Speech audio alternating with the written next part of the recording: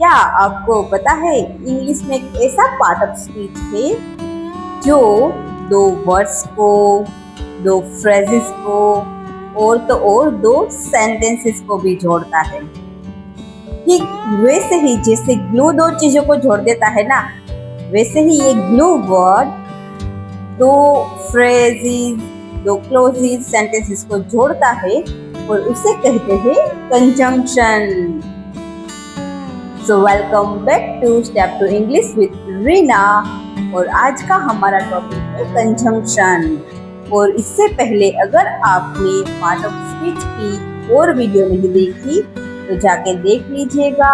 मैंने part of speech के लिए पूरा प्लेलिस्ट बना के रख दिया है। कंजंक्शन को समझने से पहले ये समझते हैं कि क्लोज क्या होता है और फ्रेज क्या होता है। तो पहले what is a close? Clause is the group of words that has a subject and a verb. Clause एक शब्दों का ऐसा समूह होता है जिसमें एक सब्जेक्ट होता है और एक वर्ब होता है। ये कभी कभी अपने आप में पूरा मीनिंग भी बता देता है। एग्जाम्पल देखते हैं। I was tired। यहाँ I है वो सब्जेक्ट है और वर्ब was है। तो आपने देखा कि ये I was tired वो अपने आप में एक पूरा मीनिंग बताता है, तो एक क्लोज हुआ। तो अब जानते हैं what is a phrase? Phrase is a group of words that does not have a subject and a verb. तो phrase वो शब्दों का समूह होता है जिसमें सब्जेक्ट एंड वर्ब नहीं होता। चलो जानते हैं। In the morning, तो यहाँ कोई भी सब्जेक्ट या वर्ब नहीं है। At school, under the table, तो फ्रेजेस अपने आप में पूरा मीनिंग नहीं बताता। Let's move to conjunction. Conjunction is a word that join two words, phrases and clauses. यहाँ पर 3 टाइप्स के कंजंक्शन होते हैं। Coordinate conjunction, correlative conjunction and subordinate conjunction। अब हम इन तीनों को 1 by 1 करके सीखेंगे। तो पहले समझते हैं कोऑर्डिनेट कंजंक्शन। सो कोऑर्डिनेट कंजंक्शन दो इंडिपेंडेंट क्लोज को जोड़ता है। तो अब आप ये सोचोगे कि इंडिपेंडेंट क्लोज क्या होता है। सो independent clause is a close that gives complete meaning itself। Example से समझते हैं। I was tired। तो आपको क्या लगता है इसमें सब्जेक्ट है, वर्ब है, पर ये कंप्लीट मीनिंग भी तो बताता है ना। तो ये क्या क्लोज होगा? Independent clause. She is happy। यहाँ she सब्जेक्ट है, is वर्ब है, पर ये क्लोज है वो भी तो कंप्लीट मीनिंग बताता है ना। तो ये क्या हुआ? इंडिपेंडेंट क्लोज हुआ। अब मैं आपको कोऑर्डिनेट कंजंक्शन को याद रखने की एक आसान सी ट्रिक बताती हूँ। तो कोऑर्डिनेट कंजंक्शन को याद रखने के लिए हमें क्या याद रखना है? Fan boys. फैन बॉयज याद रहेगा ना। अब समझाती हूँ। F यानी कि फॉर, A यानी कि एंड, N यानी कि नोट, B यानी कि बट, O यानी कि और, Y यानी कि यट, S यानी कि सो। सो कोऑर्डिनेट कंजंक्शन 7 होते हैं। अब इन सभी के आपको सेंटेंसेस बताती हूँ, पर याद रखिएगा। क्या याद रखना है? Fan boys. ओके। तो पहला है for. I didn't come for I was busy. तो यहाँ फॉर है वो कोऑर्डिनेट कंजंक्शन है क्योंकि ये दो इंडिपेंडेंट क्लोज को जोड़ता है। कैसे? आई डिडंट कम वो अपने आप में पूरा मतलब बताता है। आई वाज बिजी वो भी अपने आप में पूरा मीनिंग बताता है। तो फॉर, यहाँ फॉर का मतलब बिकॉज होता है। And she is a dancer and he is a singer. यहाँ शी इज अ डांसर वो भी अपने आप में पूरा मीनिंग बताता है। ही इज अ सिंगर वो भी अपने आप में पूरा मीनिंग बताता है। यानी कि दोनों ही एंड से जुड़े हुए हैं और इंडिपेंडेंट क्लोज है। Nor I didn't join the party nor did she. मैंने पार्टी नहीं ज्वाइन की, उसने भी नहीं की। नोर तब यूज होता है जब हम दोनों क्लोज के लिए नो कहना चाहते हो। तो अब आप मेरे पीछे इस सेंटेंस को बोलिए, क्योंकि speaking practice is must if you want to improve. I didn't come for I was busy. She is a dancer and he is a singer. I didn't join the party nor did she. But contrast दिखाता है। Sentence देखते हैं। I want to write a script but I don't feel good. यहाँ हमने दो close को but से connect किया है। I want to write a script, उसका भी अपना पूरा मीनिंग है। I don't feel good, उसका भी पूरा मीनिंग है। और she likes coffee और he likes tea, यहाँ हमने और से कनेक्ट किया है क्योंकि वो दोनों ही क्लोज अपने आप में इंडिपेंडेंट है, वो पूरा मतलब बताता है। आगे समझते हैं। नेक्स्ट है यट।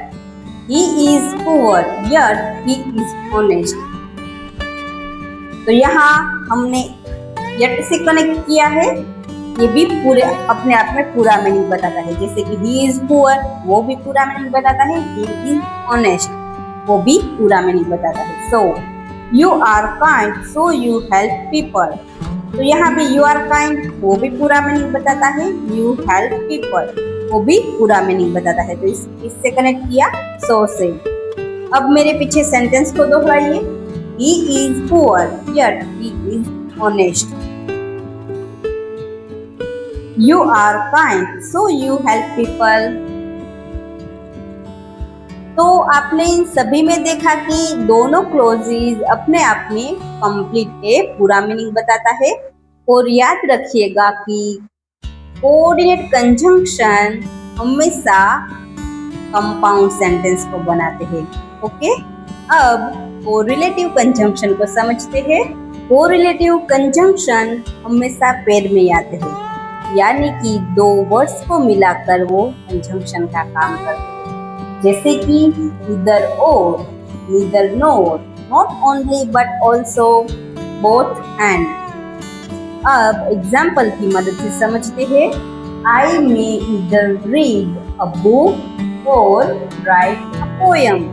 तो यहाँ हमने either or का ऑप्शन दिया, या तो मैं किताब पढ़ सकती हूँ या पोएम लिख सकती हूँ, दोनों में से कोई एक।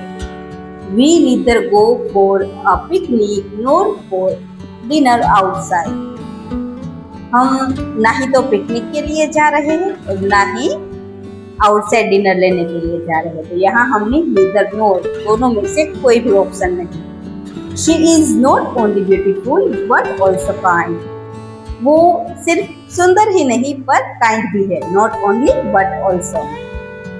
He is both intelligent and hard working. तो वो इंटेलिजेंट भी है और हार्ड वर्किंग भी है। तो आपने सभी कोरिलेटिव कंजंक्शन को समझा, यह भी कंपाउंड सेंटेंस को बनाते हैं। अब इस सभी सेंटेंस को मेरे पीछे दोहराइए। तो I may either read a book or write a poem. We neither go for a picnic nor for dinner outside. She is not only beautiful but also kind. He is both intelligent and hardworking. Very good. अब हम subordinate conjunction को समझते हैं। अब जानते हैं subordinate conjunction. तो subordinate conjunction क्या होता है? सबऑर्डिनेट कंजंक्शन एक इंडिपेंडेंट क्लॉज और एक डिपेंडेंट क्लॉज को जोड़ता है और ये कॉम्प्लेक्स सेंटेंस को बनाता है। तो हमने ये तो जान लिया कि इंडिपेंडेंट क्लॉज क्या होता है, पर अब ये जानना है कि ये डिपेंडेंट क्लॉज क्या होता है। तो चलो बताती हूँ। When I was tired, ये जो सेंटेंस है वो अपने आप में पूरा मीनिंग नहीं बताता। When I was tired वो जानने के लिए हमें बता ऐसा क्या हुआ था कि मैं टायर्ड हो गया था, तो हमें एक इंडिपेंडेंट क्लोज की जरूरत पड़ेगी, तभी उसका पूरा मीनिंग समझ में आएगा। जैसे कि I will call you when I reach home, तो यहाँ देखिए आई विल कॉल यू एक इंडिपेंडेंट क्लोज है, ये अपने आप में पूरा मीनिंग बताता है कि मैं तुम्हें कॉल करूंगी। व्हेन आई रीच होम, पर क्या मैं घर पहुंचकर क्या करूंगा, ये तो हमें पता नहीं है, इसके लिए तो हमें ये जानना होगा I will call you, right. तो ये डिपेंडेंट क्लोज है। सो डिपेंडेंट क्लोज अपने आप में पूरा मीनिंग नहीं बताता, उसमें सब्जेक्ट एंड वर्ब तो होता है पर पूरा मीनिंग नहीं बताता, उसके लिए हमें इंडिपेंडेंट क्लोज की जरूरत होती है। तो ये सबऑर्डिनेट कंजंक्शन कॉम्प्लेक्स सेंटेंस को बनाते हैं। अब हम जानते हैं टाइप्स ऑफ सबऑर्डिनेट कंजंक्शन। तो पहला टाइम को बताता है, सबऑर्डिनेट कंजंक्शन टाइम को बताता है, जैसे कि when, while, before, after, until, या फिर ऐसा कोई वर्ड जो एक इंडिपेंडेंट और एक डिपेंडेंट क्लोज को जोड़ता हो और टाइम को बताता हो, तो वो इसमें आता है। सेंटेंस देखते हैं, I will call you when I reach home. यहाँ हमने आई विल कॉल यू वो इंडिपेंडेंट सेंटेंस है, सॉरी इंडिपेंडेंट क्लोज है, और व्हेन आई रीच होम वो डिपेंडेंट क्लोज है। तो हमने व्हेन से कनेक्ट किया है, तो वो सबऑर्डिनेट कंजंक्शन है। She was cooking while he was sleeping, तो यहाँ शी वॉज कुकिंग वो इंडिपेंडेंट क्लोज है। व्हाइल ही वॉज स्लीपिंग, यहाँ व्हाइल लग गया इसलिए ये पूरा मीनिंग नहीं बताता, तो हमने इसको व्हाइल से कनेक्ट किया है, तो ये भी क्या बताता है, complex sentence subordinate conjunction. Wait here until I come back, यहाँ पर वेट करो जब तक अंटिल आई कम बैक, तो ये भी क्या बनाता है, ये भी सबऑर्डिनेट कंजंक्शन है और कॉम्प्लेक्स सेंटेंस को बनाता है। अब मैं सेंटेंस को रीड करती हूँ, आप मेरे पीछे बोलिएगा। I will call you when I reach home, she was cooking while he was sleeping, wait here until I come back। और एक बात याद रखिएगा कि जिस क्लोज के साथ when, while, until वो सब जुड़ा हुआ है वो डिपेंडेंट क्लोज होता है। ओके, अब आगे समझते हैं। सो नेक्स्ट है रीजन, यानी कि कारण। सबऑर्डिनेट कंजंक्शन रीजन को भी दर्शाते हैं, जैसे कि बिकॉज, सिंस, एज, वो सभी सबऑर्डिनेट कंजंक्शन में आते हैं। He is sad because he lost the match, यहाँ हमको रीजन बताया गया है, वो सैड है, पर क्यों सैड है, क्योंकि उसने मैच हार दी है इसलिए। तो ये बिकॉज से ज्वाइन हुआ है, ये इसलिए क्या हुआ, subordinate conjunction. Since it was raining we stayed home, तो यहाँ सिंस भी रीजन बताता है, क्या, क्योंकि बारिश हो रही थी इसलिए हम घर पर रुके हुए थे। तो जो कंजंक्शन रीजन बताता हो वो भी क्या आता है, सबऑर्डिनेट कंजंक्शन में। अब मैं सेंटेंस को रीड करती हूँ, आप मेरे पीछे दोहराइएगा। He is sad because he lost the match. Since it was raining, we stayed at home. Very good. अब आगे समझते हैं। सबऑर्डिनेट कंजंक्शन कंडीशन भी दर्शाते हैं, यानी कि शर्त, if, unless, जैसे कि I will help you if you ask me, अगर तुम मुझे पूछोगे तभी मैं आपको हेल्प करूंगा। You will fail unless you study, आप स्टडी नहीं करोगे तो फेल हो ही जाओगे ना, वो एक शर्त है। तो जब शर्त दर्शाते हैं तब भी वो सबऑर्डिनेट कंजंक्शन में आते हैं। सेंटेंस को रीड करती हूँ, आप मेरे पीछे दोहराइएगा। I will help you if you ask me, you will fail unless you study. Very good. अब आगे समझते हैं। कॉन्ट्रास्ट दिखाने के लिए भी सबऑर्डिनेट कंजंक्शन का यूज होता है। ऑल्दो, दो, इवन दो, वो सभी इसमें आते हैं। सेंटेंस देखते हैं, although she was tired she kept working. तो यहाँ कॉन्ट्रास्ट दिखाता है कि वो टायर्ड थी फिर भी वो काम करती रही। He smiled even though he was sad. वो सैड था, दुखी था, फिर भी उसने स्माइल किया। तो ये क्या बताता है? कॉन्ट्रास्ट बताता है। अब मैं सेंटेंस को रीड करती हूँ, आप मेरे पीछे दोहराइएगा। Although she was tired, she kept working. He smiled even though he was sad. Very good. Purpose दिखाने के लिए भी सबऑर्डिनेट कंजंक्शन का यूज होता है। क्या आता है? So that he studies hard so that he can pass. तो यहाँ क्या बताया है? पर्पस दिखा है। वो क्यों स्टडी करता है? पास होने के लिए ना।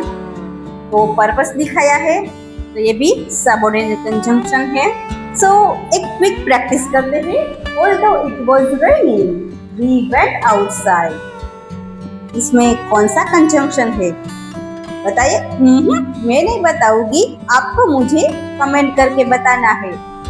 तो आज हमने कंजंक्शन सीखे जिसमें कोऑर्डिनेट कंजंक्शन, सबऑर्डिनेट कंजंक्शन और रिलेटिव कंजंक्शन को सीखा।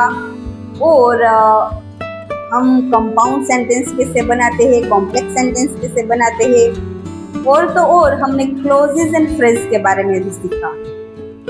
तो अगर क्लोज में भी एडजेक्टिव को क्लोज, नाउन क्लोज वो सब आता है, वो हम सीखेंगे पर जब हम एडवांस इंग्लिश की प्रैक्टिस करेंगे तब। अभी के लिए कंजंक्शन में इतना ही। और अगर आपको ये वीडियो अच्छी लगी हो तो चैनल को लाइक, शेयर और सब्सक्राइब करना ना भूलें। अगर आप इसकी प्रैक्टिस करते रहोगे तो ये टॉपिक आपके लिए बहुत आसान बन जाएगा। और मिलते हैं एक ऐसे वीडियो के साथ, तब तक के लिए स्टे ट्यून।